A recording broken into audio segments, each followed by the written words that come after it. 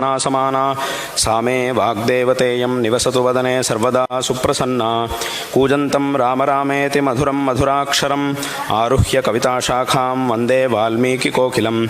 वाल्मीकेर्मुनिसिंहस्य कवितावनचारिणः शृण्वन् रामकथानादं को न याति परां गतिं।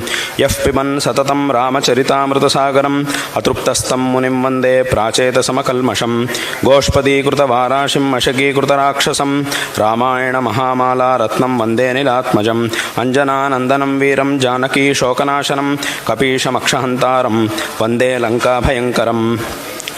उल्लङ्घ्य सिन्धो सलिलं सलीलं यः शोकवह्निं जनकात्मजायाः आदाय तेनैव ददाह लङ्कां नमामि तं प्राञ्जलिराञ्जनेयम्। आञ्जनेयमतिपाटलाननं काञ्चनाद्रिकमनीयविग्रहं पारिजाततरुमूलवासिनं भावयामि पवमाननन्दनं। यत्र यत्र रघुनाथकीर्तनं तत्र तत्र कृतमस्तकाञ्जलिं बाष्पवारि परिपूर्णलोचनं मारुतिन्नमत राक्षसान्तकं। मनोजवं मारुततुल्यवेगं जितेन्द्रियं बुद्धिमतां वरिष्ठं वातात्मजं वानरयूथमुख्यं श्रीरामदूतं शिरसा नमामि। यः कर्णाञ्जलिसम्पुटैरहरः सम्यक् पिबत्यादरात् वाल्मीकेर्वदनारविन्दगलितं रामायणाख्यं मधु।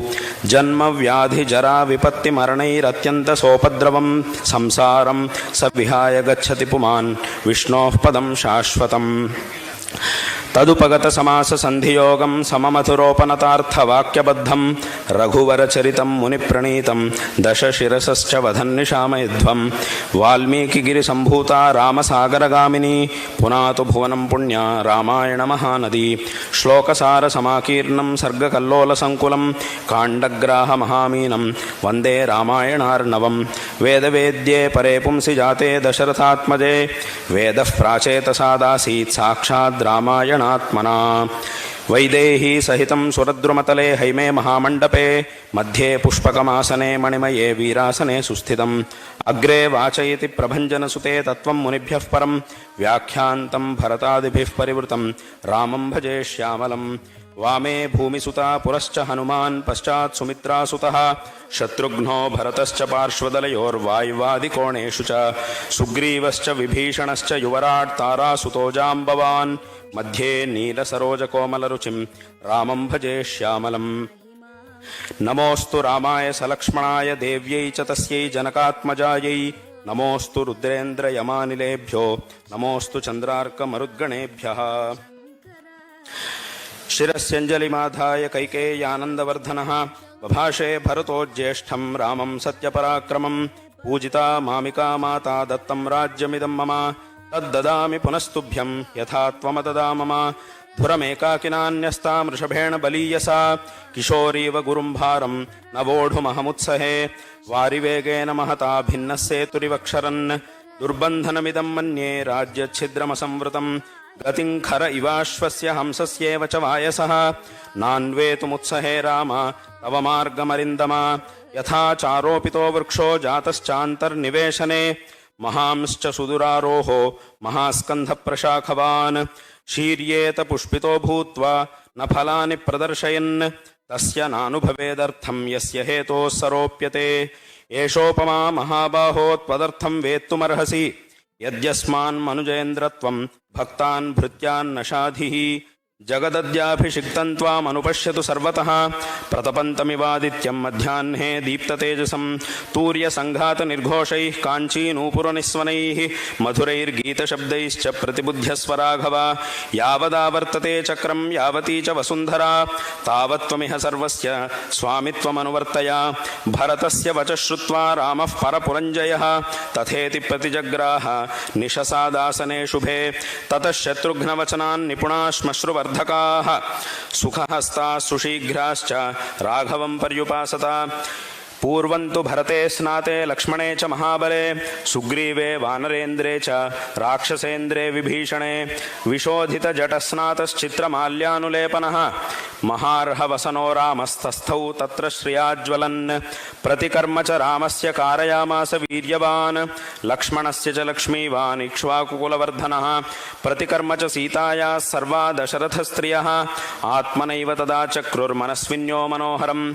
ततो वानरपत्नीनां तासां सर्वासामेव शोभनं चकार यत्नात् कौसल्या प्रहृष्टा पुत्रलालसा ततः शत्रुघ्नवचनात् सुमन्त्रो नाम सारथिः योजयित्वाभिचक्राम रथं सर्वाङ्गशोभनम् अर्कमण्डलसङ्काशं दिव्यं दृष्ट्वा रथोत्तमम् आरुरोह महाबाहु रामः सत्यपराक्रमः सुग्रीवो हनुमांश्चैव महेन्द्रसदृशद्युति स्नातौ दिव्यनिभैर्वस्त्रैर्जग्मतुः शुभकुण्डलौ वराभरणसम्पन्ना ययुस्ता शुभकुण्डलाः सुग्रीवपत्न्यः सीता च द्रष्टुं नगरमुत्सुकाः अयोध्यायां तु सचिवा राज्ञो दशरथस्य ये पुरोहितं पुरस्कृत्य मन्त्रयामासुरर्थवत् अशोको विजयश्चैव सुमन्त्रश्चैव सङ्गताः मन्त्रयन् रामवृद्ध्यर्थं नगरस्य च सर्वमेवाभिषेकार्थं जयार्हस्य महात्मनः कर्तुमर्हसि रामस्य यद्यन्मङ्गलपूर्वकम् इति ते मन्त्रिणः सर्वे सन्दिश्यतु पुरोहितं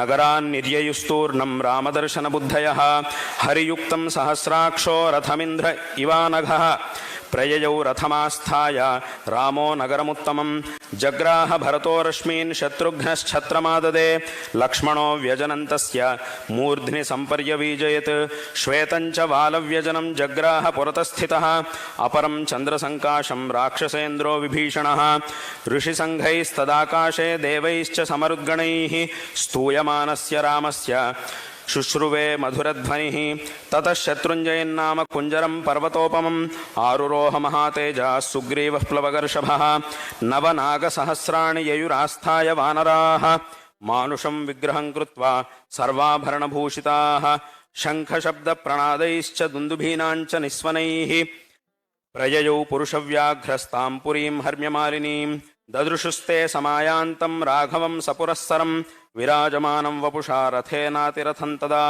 ते वर्धयित्वा काकुत्स्थं रामेण प्रतिनन्दिताः अनुजग्मुर्महात्मानं भ्रातृभिः परिवारितम् अमात्यैर्ब्राह्मणैश्चैव तथा प्रकृतिभिर्वृतः श्रिया विरुरुचे रामः नक्षत्रैरिव चन्द्रमाः स पुरोगामिभिस्तूर्यैस्तालस्वस्तिकपाणिभिः प्रव्याहरद्भिर्मुदितैर्मङ्गलानि ययौ वृतः अक्षतं जातरूपं च गावः कन्यास्तथा द्विजाः नरा मोदकहस्ताश्च रामस्य पुरतो ययुः सख्यं च रामः सुग्रीवे प्रभावं चानिलात्मजे वानराणां च तत्कर्म राक्षसानां च तद्बलं विभीषणस्य संयोगमाचचक्षे च मन्त्रिणां श्रुत्वा तु विस्मयं जग्मुः अयोध्यापुरवासिनः द्युतिमानेतदाख्याय रामो वानरसंवृतः हृष्टपुष्टजनाकीर्णाम् अयोध्यां प्रविवेशः ततो ह्यभ्युच्छ्रयन् पौराः पताकास्ते गृहे गृहे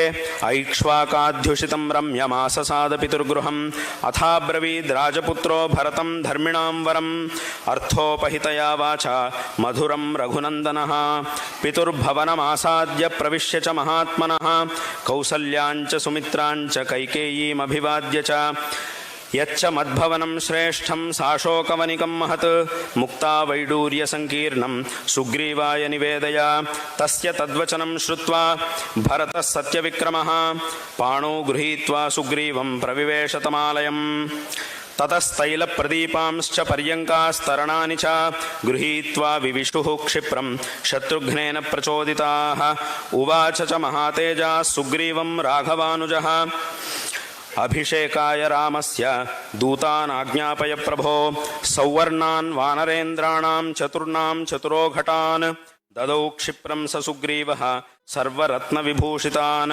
यथा प्रत्यूषसमये चतुर्णां सागराम्भसां पूर्णैर्घटैः प्रतीक्षध्वं तथा कुरुत वानराः एवमुक्ता महात्मानो वानरा वारणोपमाः उत्पेतुर्गगनं शीघ्रं गरुडानिलशीघ्रगाः जाम्बवांश्च सुषेणश्च वेगदर्शी च वानरः ऋषभश्चैव कलशान् जलपूर्णानथानयन् नदीशतानां पञ्चानां जलं कुम्भेषु चाहरन् पूर्वात् समुद्रात् कलशं जलपूर्णमथानयत् सुषेणः सत्त्वसम्पन्नः सर्वरत्नविभूषितं ऋषभो दक्षिणात्तूर्णं समुद्रात् जलमाहरत् रक्तचन्दनशाखाभिः संवृतं काञ्चनं घटं गवयः पश्चिमात्तोयमाजहारमहार्णवात् रत्नकुम्भेन महता शीतं मारुतविक्रमः उत्तराच्च जलं शीघ्रं गरुडानिलविक्रमः आजहार धर्मात्मा नलः सर्वगुणान्वितः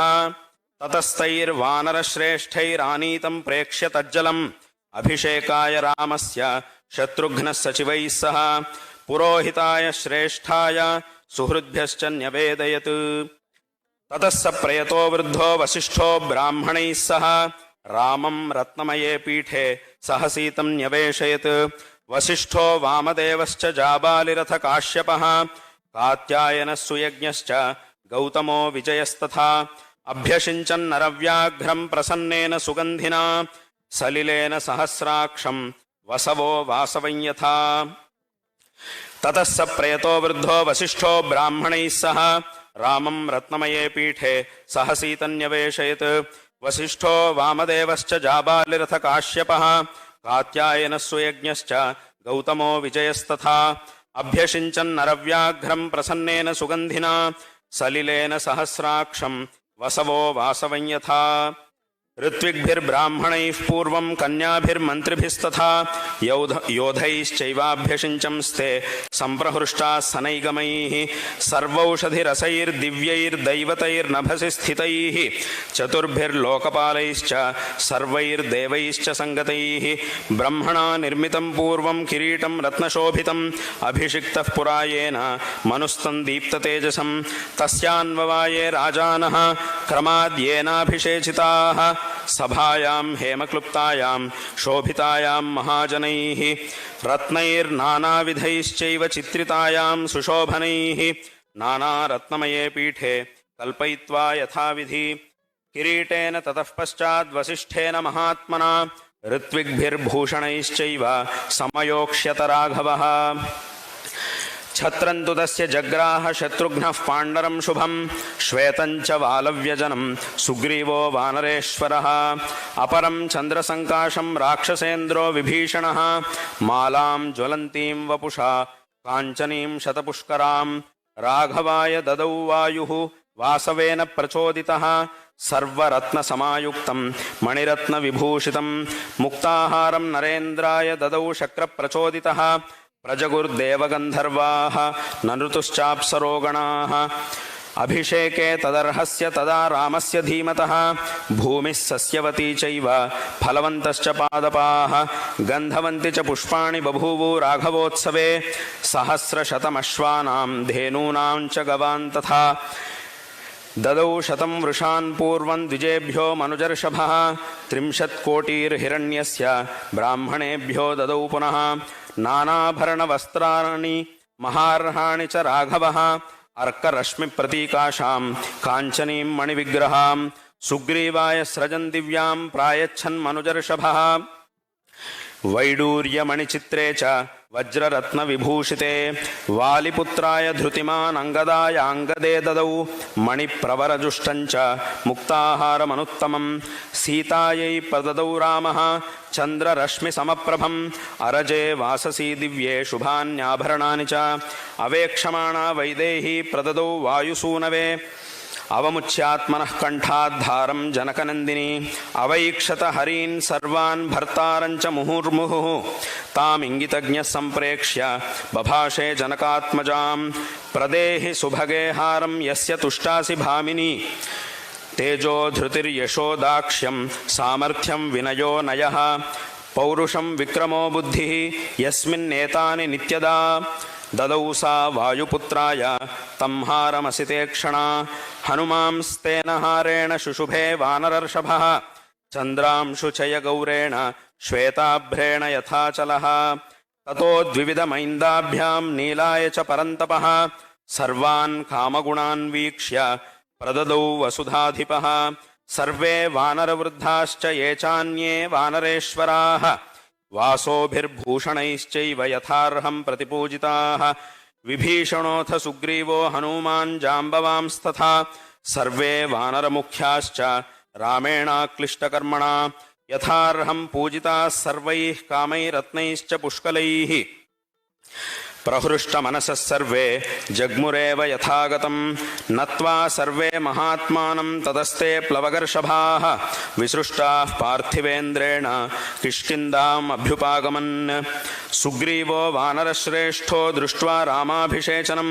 पूजितश्चैव रामेण किष्किन्धां प्राविशत्पुरीं विभीषणोऽपि धर्मात्मा सहतैर्नैरृतर्षभैः लब्ध्वा कुलधनं राजा लङ्कां प्रायान् महायशाः स राज्यमखिलं शासन्निहतारिर्महायशाः राघवः परमोदारो रराज परया मुदा उवाच लक्ष्मणं रामो धर्मज्ञं धर्मवत्सलः आतिष्ठ धर्मज्ञ मया सहेमां गां पूर्वराजाध्युषितां बलेन तुल्यं मया त्वं पितृभिर्धृताय तां यौवराज्ये धुरमुद्वहस्व सर्वात्मना पर्यनुनीयमानो यदा न सौमित्रिरुपैति योगं नियुज्यमानोऽपि च यौवराज्ये ततोऽभ्यषिञ्चद्भरतं महात्मा पौण्डरीकाश्वमेधाभ्यां वाजपेयेन चासकृत् अन्यैश्च विविधैर्यज्ञैः अयजत्पार्थिवर्षभः राज्यं 10 प्राप्य वर्षाणि राघवः शताश्वमेधानाजह्रे सदश्वान् भूरिदक्षिणान् आजानुलम्बबाहुः सह महास्कन्धः प्रतापवान् लक्ष्मणानुचरो रामः पृथिवीमन्वपालयत् राघवश्चापि धर्मात्मा प्राप्य राज्यमनुत्तमम् ईजे बहुविधैर्यज्ञैः ससुहृज्ञातिबान्धवः न पर्यदेवन् विधवाः न च व्यालकृतं भयं न व्याधिजं भयं वापि रामे राज्यं प्रशासति निर्दस्युरभवल्लोको नानर्थः कञ्चिदस्पृशत् न च स्म वृद्धा बालानां प्रेतकार्याणि कुर्वते सर्वं मुदितमेवासीत् सर्वो धर्मपरोऽभवत् राममेवानुपश्यन्तो नाभ्यहिंसन् परस्परम् आसन् वर्षसहस्राणि तथा पुत्रसहस्रिणः निरामया विशोकाश्च रामे राज्यं प्रशासति रामो रामो राम इति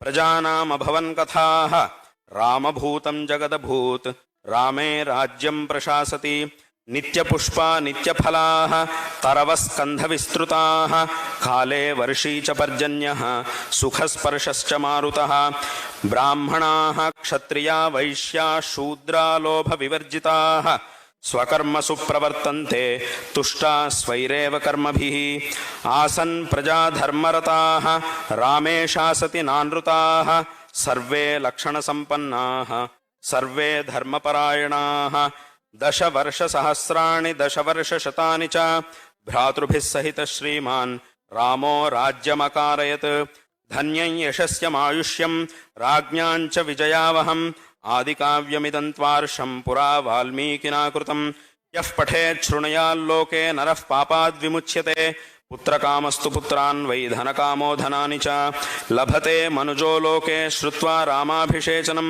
महीं विजयते राजा रिपूंश्चाप्यधितिष्ठति राघवेण यथा माता सुमित्रा लक्ष्मणेन च भरतेन च कैकेयी जीवपुत्रास्तथा स्त्रियः भविष्यन्ति सदानन्दाः पुत्रपौत्रसमन्विताः श्रुत्वा रामायणमिदं दीर्घमायुश्च विन्दति रामस्य विजयञ्चैव सर्वमक्लिष्टकर्मणः शृणोति य इदं काव्यम् आर्षं वाल्मीकिना कृतं श्रद्दधानो जितक्रोधो दुर्गाण्यतितरत्यसौ समागमं प्रवासान्ते लभते चापि बान्धवैः प्रार्थितां वरान् सर्वान् प्राप्नुयादिह राघवात् श्रवणेन सुराः सर्वे प्रीयन्ते सम्प्रशृण्वताम् विनायकाश्च शाम्यन्ति गृहे तिष्ठन्ति यस्य वै विजयेत महीं राजा प्रवासी स्वस्तिमान् व्रजेत् स्त्रियो रजस्वला श्रुत्वा पुत्रान् सूयुरनुत्तमान्